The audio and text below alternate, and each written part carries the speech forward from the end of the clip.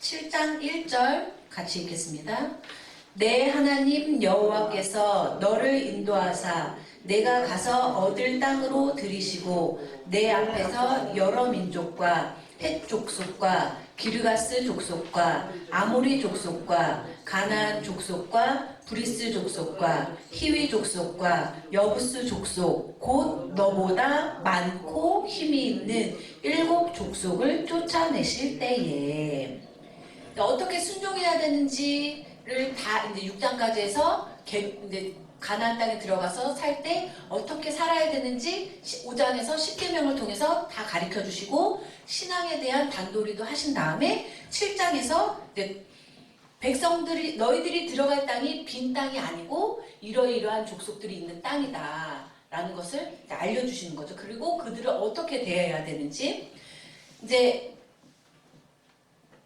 여기 보면 7 족속 학자들이 그 7이라고 여기 7 족속이라고 굳이 꼽은 이유가 7은 이제 전체를 나타내는 거룩한 완전수다 라고 해서 꼭 7 족속에 해당하는 것이 아니라 이스라엘 백성들이 들어가야 되는 그 땅에 살고 있는 모든 백성 전체를 가리키기도 한다 라고 얘기를 하고 데이비스라는 학자가 그렇게 7의 주요 의미는 완전성을 나타낸다. 그리고 그래서 7 족속만 꼬집어서 나타냈지만 결국 가나안 땅에 있는 모든 이방 족속들을 나타내는 거다라고 이제 얘기를 하는 거죠. 그 땅의 모든 거주자를 의미하는 것으로 봐야 한다. 중요한 것은 그 7 족속은 너보다 많고 힘이 있는 7 족속이라는 거예요. 만만한 상대들이 아니라는 거죠.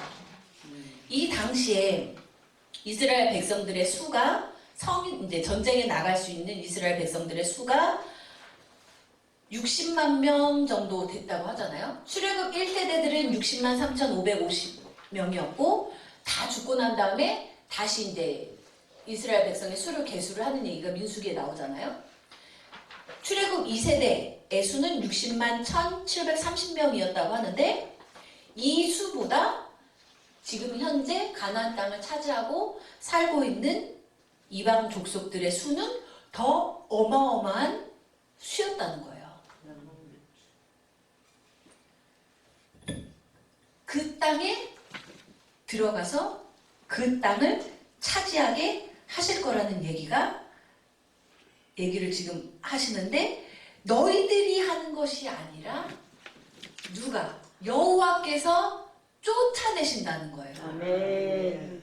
근데 그때도 맨 처음에 그 가데스 바네아 땅에 도착해서 정탐하러 갔다 올라온 사람들도 착각했잖아요. 그 가데스 바네아에 오기까지 자신들의 힘으로 온 것으로 착각을 하고 우리가 갔다 왔더니 젖과 꿀이 흐르고 포도송이가 탐스럽고 정말 기름진 땅임에는 분명하지만 그 땅에 살고 있는 사람들은 기골이 장대하고 그들에 비하면 우리는 메뚜기에 불과해서 우리는 못한다. 착각한 거예요. 지금까지 가데스 바네아에 오기까지 자기들이 능력이 있어서 자기들이 잘 싸워서 거기에 온 것으로 착각하고 있었기 때문에 눈으로 보니까 못하겠네. 그냥 여기 있는 게 더 좋겠다. 라고 했다는 거죠. 근데 출애굽 2세대들도 그렇게 하지 말란 법이 없죠. 그러니까 다시 명확하게 찝어주는 거예요. 여호와께서 쫓아내신다는 거예요. 아멘. 여호와께서. 아멘. 주어는 여호와라는 거예요. 너희들이 아니라. 그러니까 핑계대지 말고 무서워하지 말고 변명하지 말고 여호와를 믿는 믿음만 가지면 해낼 수 있으니까 가라는 거죠. 아멘.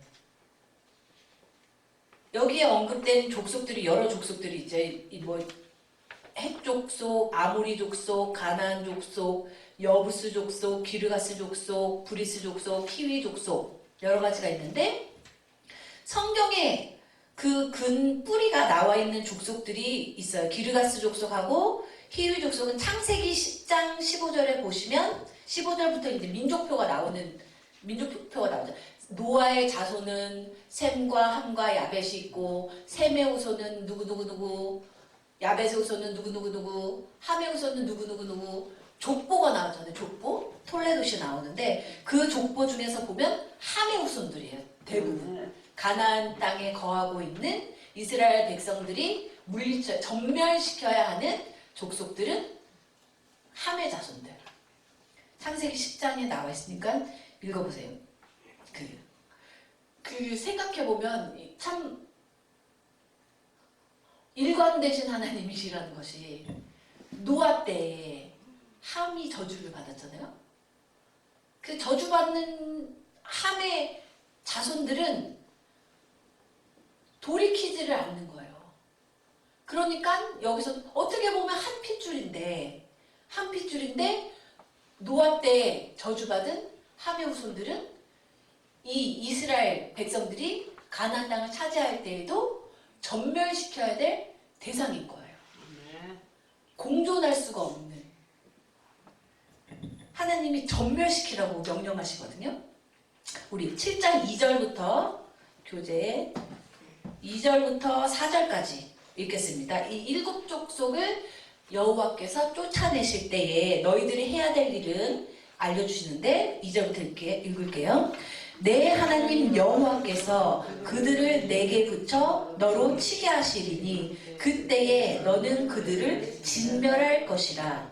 그들과 무슨 언약도 말 것이요 그들을 불쌍히 여기지도 말 것이며 또 그들과 혼인하지 말지니 내 딸을 그 아들에게 주지 말 것이요 그 딸로 내 며느리를 삼지 말 것은 그가 내 아들을 유혹하여 그로 여호와를 떠나고 다른 신들을 섬기게 하므로 여호와께서 너희에게 진노하사 갑자기 너희를 멸하실 것임이니라.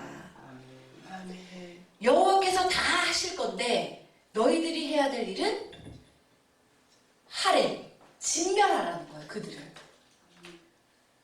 인정을 두지 말라는 거죠. 하래. 이 본문에서는 하해림이라고 해서 이제 사역형이라고 하는데 이것은 진멸하다 능동형이고 이건 진멸시키다 진멸을 받는 거예요. 그 백성들을 너희가 진멸을 그때 십계명에 살인하지 말라 얘기하면서 이제 잠깐 말씀을 드렸는데 살인하지 말라 할 때 나온 그 단어는 라짜예요. 라짜. 이것은 뭐예요? 피조물인 주제에 하나님의 형상대로 지음받은 네 옆에 피조물을 죽이는 것을 금하는 것이라는 거예요. 근데 이 7장에 나오는 하렘은 목숨의 주인이신 여호와께서 명하신 거라는 거예요. 이것은 라짜하고는 전혀 다르다는 거죠. 그러니까 이 충돌할 필요가 없는 거 뭐야? 십계명에 살인하지 말라더니 왜 또 7장에 와서는 다 죽이라고 해? 그 살인하고는 의미가 전혀 다른 거라는 거죠. 이것은 목숨 생사여탈권을 갖고 있는 주인이신 토기장이이신 하나님이 당연히 목숨 빼앗을 권한이 있으신 분이 판단하시고 전멸시키라고 하시는 거니까 따르면 되는 거고 십계명에서 살인하지 말라고 하는 라짜는 권한도 없는데 목숨을 빼앗으려고 하는 것을 금하시는 것이다 라고 이해를 하시는데요. 언약도 말고 불쌍히 여기지도 말고 혼인하지도 말고 그 이유가 뭐예요? 왜냐? 그들을 살려두면 그들과 혼인하면 그들에게 인정을 베풀면 그들이 너희들을 여호와로부터 떠나게 하고 멀어지게 하고 그들이 섬기는 다른 신들을 섬기게 할 것이기 때문에 그 뭐예요? 결국 1, 2계명을 위반시키는 근거가 된다는 거예요. 건더기가 된다는 거죠. 그들에게 인정을 베풀면 하나님의 명령대로 전멸시키지 않으면 하나님의 백성들에게 그리고 우리 목사님들 말하시잖아요. 인정 갖고는 해결이 안 되는 맞는 말씀인 거예요. 인정을 베풀어서 해결되는 것은 없어요. 확실하게 끊지 않고 아우 불쌍한데 어떻게 해. 그 인간의 생각이라는 거예요. 전멸시키라고 하신 것은 단호하게 깨끗하게 여지를 두지 말고 쓸어버려야 되는 거예요. 그들을 전멸시키지 않으면 결국 이스라엘 백성이 1, 2계명을 어기게 되고 하나님께 심판받게 만들 수밖에 없잖아요. 심판을 하실 수밖에 없게 만들기 때문에 그들을 쓸어버리라고 하시는 거예요. 단순히 뭐 이방인하고 결혼식 하지 말라 이게 아니고 왜 모세도 구수 여인을 드렸잖아요. 이방 여인하고 결혼하는 게 문제가 아니라 그 결혼을 통해서 너가 하나님께 멀어질 것이기 때문에 금하는 것이지 신앙 좋은 이방인하고 결혼하는 걸 금하는 게 아니라는 거죠.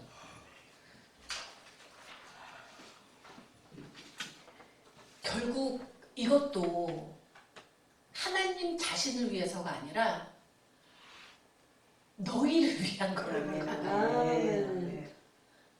이스라엘 백성들이 뻔하지 지금도 누가 꼬시지 않아도 수시로 하나님 말 거역하고 하나님께 순종하기보다는 하나님과 어긋나는 길로만 가려고 하는데 조금만 틈만 있으면 그 땅에 들어가서 아이고 이쁘고 아리따운 여자가 내가 섬기는 신 좀 한번 섬겨볼래? 그러면 대번에 범죄하고 하나님께 멀어질 것이 뻔하고 그러면 거룩하신 하나님은 거룩치 못하고 더러워진 그들을 심판하실 수밖에 없으니까 심판해야 되는데 심판하지 않으시려고 그들을 처벌하지 않으시려고 이것조차도 하나님의 은혜와 사랑이라는 거예요. 하나님의 은혜가 얼마나 크십니까? 7장 5절 읽을게요. 오직 너희가 그들에게 행할 것은 이러하니 그들의 단을 헐며 주상을 깨트리며 아세라 목상을 찍으며 조각한 우상들을 불사를 것이니라. 그들과 결혼도 하지 말고 언약도 맺지 말고 불쌍히 여기지도 말고 완전히 전멸시키시라고 하는 이유가 바로 이거라는 거예요. 우상을 하나님 1, 2계명을 어기게 만드는 건덕지가 되니까.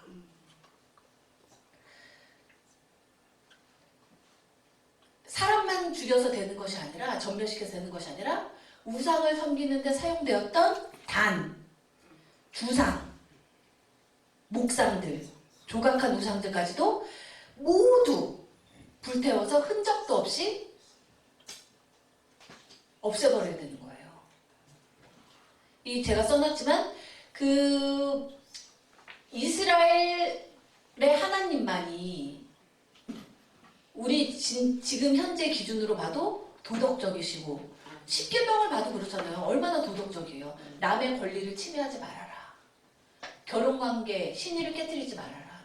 네 것이 아닌 거에 탐내지 말아라. 정말 도덕적이고 세련된 법이란 말이에요. 그런데 이 당시 이 가나안 땅에 살고 있는 사람들이 섬겼던 주상, 석상이라고도 하는데 큰 기둥 같은 걸 의미한다고 해요. 그 이제 남근을 의미한다. 보면 가나안 땅에 그 당시에 이제 섬겼던 아세라는 여성의 생식력. 그래서 뭐 주상 남성신과 여성신이 서로 교합해가지고 풍요를 이룬다. 자손을 번성시킨다. 이런 식으로 해서 그들을 섬기는 그 신전에는 성창이라는 것이 있었단 말이에요. 거룩한 창기들.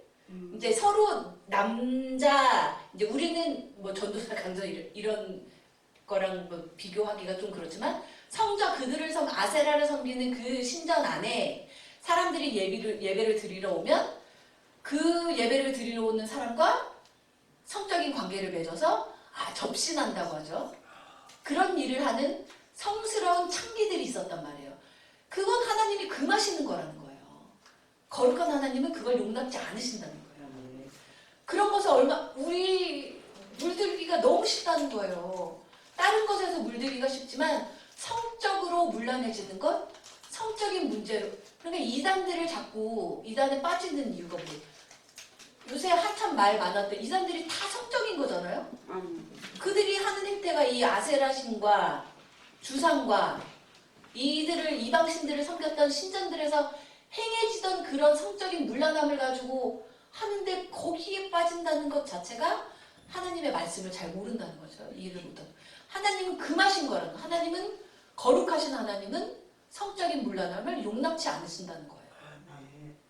그래서 물들기 쉬운 너희들은 물들지 않게 하기 위해 내가 중심을 잘 지키면 되지요. 헛소리라 내가. 중심을 지키기는 내 마음을 지키기가 얼마나 힘든데. 그러니까 유혹당할 수 있는 거리를 전혀 남겨두지 말고 다 쓸어버려라. 꼭 전멸시키라고 가차없이 멸하신 거죠. 오직 너희가 그들에게 할 것은 불살라버리고 헐어버리고 깨트리고 찌그라는 거예요. 왜? 7장 6절 7절 읽을게요. 너는 여호와 내 하나님의 성민이라. 내 하나님 여호와께서 지상 만민 중에서 너를 자기 기업의 백성으로 택하셨나니 여호와께서 너희를 기뻐하시고 너희를 택하심은 너희가 다른 민족보다 수요가 많은 연고가 아니라 너희는 모든 민족 중에 가장 적으니라. 너희는 시내산에서 거룩한 백성이 되기로 언약을 맺은 그 순간부터 거룩한 백성으로 살아야 될 책임과 의무가 있다는 거예요. 거룩하다는 것은 뭐예요? 구별되게 살아야 된다는 거예요. 일반 세상 사람들과 다르게. 근데 다 착각을 하는 것이 일반 세상 사람들보다 높은 무슨 권한이 자기에게 부여되어 있는 것처럼 일반 사람들이 지키고 있는 도덕이나 예의나 이런 것들을 초월한 것처럼 행하는 자들이 바로 이단인 거죠. 그러나 하나님은 그런 하나님이 아니라 거룩한 백성으로서 구별되게 범죄하지 않게 깨끗하게 살아야 될 의무가 너희들에게 있기 때문에 너희들은 다 쓸어버려야 된다 라고 말씀을 하는 거죠. 이스라엘의 차별성을 지키기 위해서. 그 차별성을 포기하는 순간 독인 객긴이 되는 거죠. 교회 안에 있다고 해서 다 하나님 마음에 흡족한 사람인 게 아니잖아요. 그렇죠? 우리의 심령을 꿰뚫어 보시는 인간은 얼마나 속일 수 있지만 얼마든지 속일 수 있지만 나의 모든 것을 관통해서 꿰뚫어 보시는 하나님은 다 알고 계신다는 거죠. 내가 성민으로서 몸부림치면서 살고 있는지 껍데기만 거룩한 포장지를 씌워놓고 살고 있는지 다 아신다는 거죠. 너희들은 머리 끝에서부터 발끝까지 속까지 구별되게 살아야 될 의무가 있다. 왜? 너를 자기 기업의 백성으로 하나님이 택하셨으니까. 우리도 택하신 민족이니까 거룩하게 살아야 된다는 거죠. 그런데 우리가 선택받은 이유는 우리가 잘나서가 아니라 우리가 수가 많아서가 아니라 우리가 능력 있어서가 아니라 가장 작고 보잘것없기 때문에 그걸 깨달아야 되는데 그걸 깨닫고 믿기 했는데 신앙생활 하면서부터 자꾸 올챙이적을 까먹으니까 문제가 된다는 거예요. 그랬지. 나는 거할 땅 한 평도 없었던 유량한 민족이었지. 노예였지.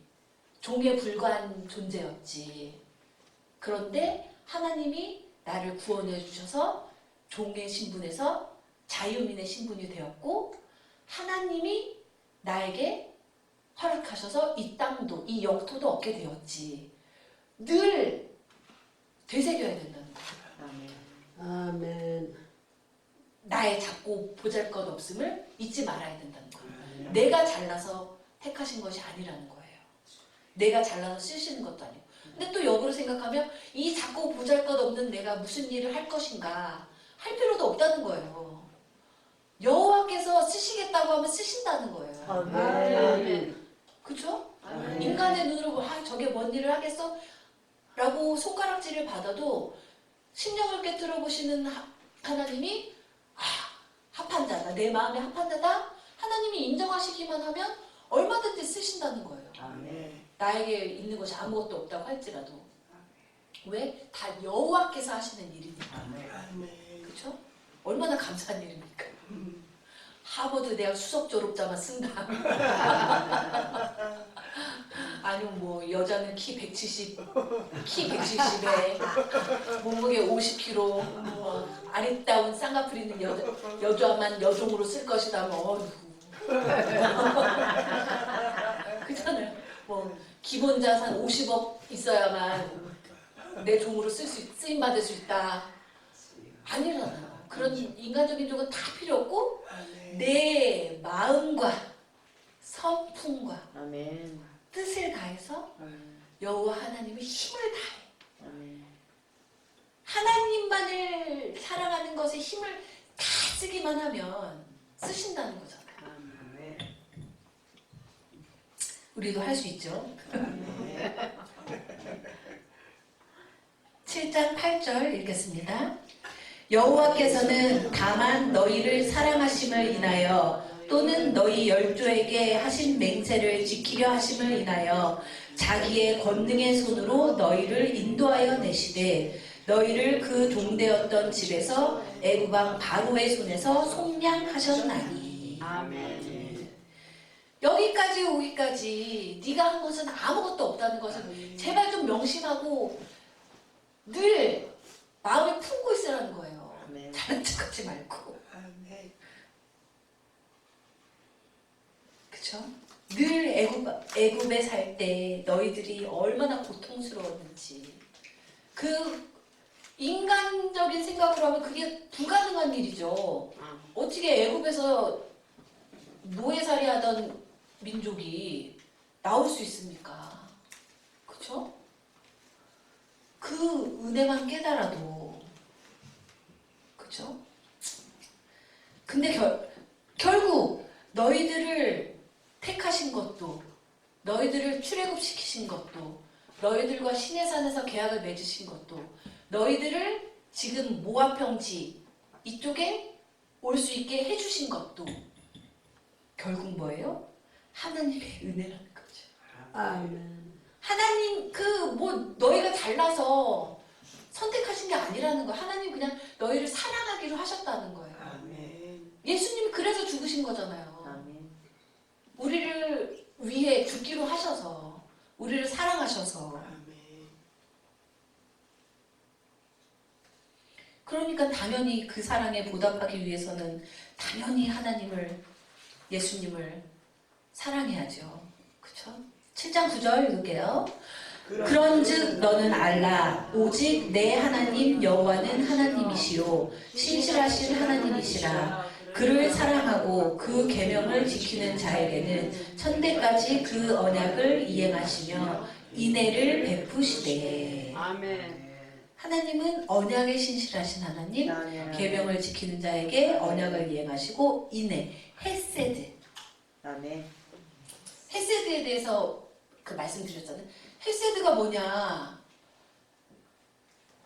받을 자격이 아무것도 없는 자에게 그냥 부어주시는 은혜가 헤세드라는 거예요. 아멘. 자격이 있어서 주는 것이 아니라. 그러니까 목을 뻣뻣하게 세울 필요가 아무것도 없다는 거예요. 아멘. 그런데 이스라엘 백성은 목이 고든지라. 우리는 목이 고두면 안 되겠죠, 그렇죠? 그리고 귀가 열려 있어야 된다는 거죠. 예언자들이 얼마나 그렇게 한탄하면서 귀가 있어도 듣지 못하고 눈이 있어도 보지 못하고, 근데 어느 순간 버린 자가 되면 하나님이 듣지 못하게 하시고 보지 못하게 하신다는 거잖아요. 무서운 일이죠. 기회조차도 갖지 못하게 심판하시는 거죠. 10절 읽을게요. 그를 미워하는 자에게는 당장에 보응하여 멸하시나니 여호와는 자기를 미워하는 자에게 지체하지 아니하시고 당장에 그에게 보응하시느니라. 뭐 미워하다가 흔히 저희 딸 우리 9살쯤 하듯이 아빠 미워 이런 미워하는 게 아니라 여기서 자기를 미워하시는 자에게라는 것은 하나님을 사랑하지 않으면 미워하는 자인 거예요. 그러니까 미지근한 건 없는 거예요. 하나님을 열렬히 사랑하든지 사랑하지 않는 자는 미워하는 자예요. 그를 미워하는 자에게는 당장에 그들의 얼굴에 바로 되갚아 주시는 하나님이시라는 거죠. 사랑하실 땐 사랑도 풍부하시게 정말 뜨겁게 사랑하시지만 미워하시는 것도 열심히 하시는 분이 하나님이신 거예요. 열심을 내시는 열정적인 하나님이신 거예요. 사랑도 열정적으로, 심판도 열정적으로. 뜨뜻미지근한 것은 아무 소용없는 거예요. 아멘. 우리 25절, 26절 읽겠습니다. 너는 그들의 조각한 신상들을 불사르고 그것에 입힌 은이나 금을 탐내지 말며 취하지 말라. 두렵건대 내가 그것으로 인하여 올무에 들까 하노니 이는 내 하나님 여호와의 가증히 여기시는 것임이니라. 너는 가증한 것을 내 집에 들이지 말라. 너도 그와 같이 진멸당할 것이 될까 하노라. 너는 그것을 극히 꺼리며 심히 미워하라. 그것은 진멸당할 것임이니라. 아멘. 배타성 얘기가 계속 나오잖아요.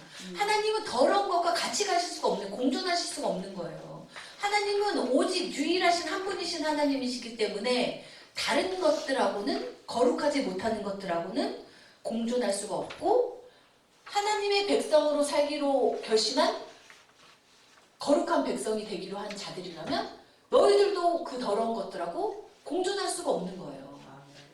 근데 자꾸 인간적으로 인정을 베풀어서 하려고 같이 공존할 수도 있지 않아? 하지만 하나님은 단호히 얘기하시는 거예요. 공존할 수 없다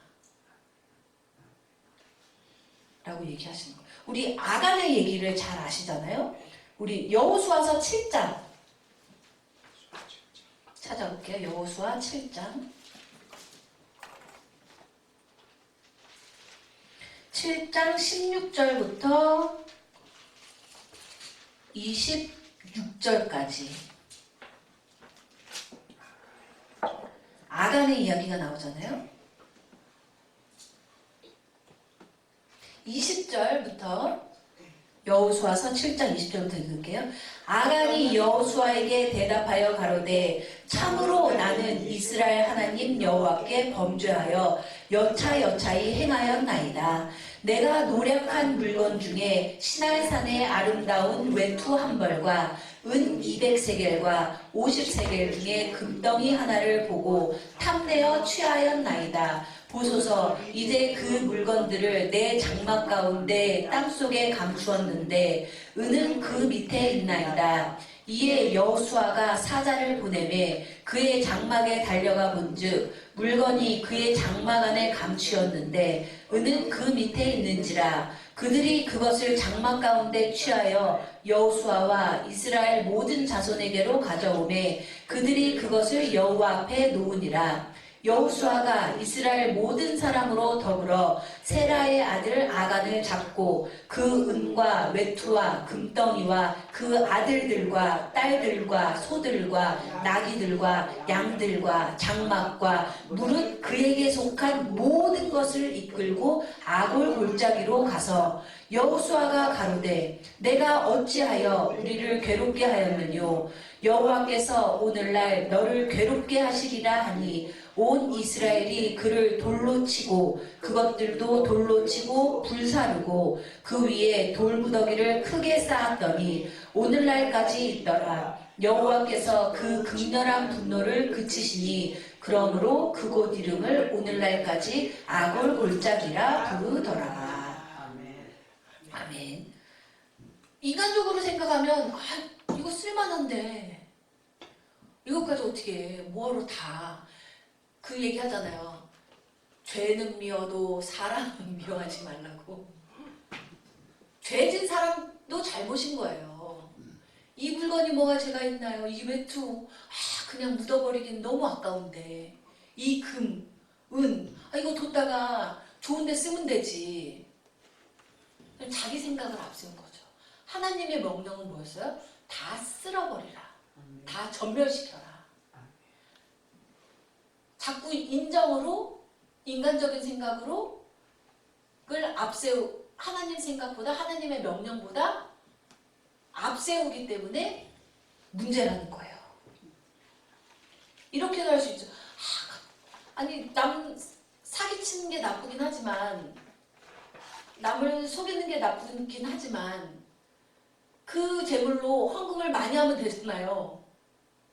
그럼 뭐예요? 똥 묻은 재물을 가지고 와서 거룩하신 하나님께 드리는 거랑 뭐가 다르냐는 거예요. 거룩하신 하나님께는 거룩한 것만 바치라고 하나님이 명령하셨잖아요. 더러운 재물로 더러운 재물을 자꾸 가지고 와서 예배 드린다고 하고 더러운 재물을 가지고 와서 예배 드리고 복 달라고 하니까 예언자 시대에 가면 야, 내 뜰 좀 그만 밟아라. 내가 성전 문을 닫아버리고 싶다. 말씀하시잖아요, 직접적으로.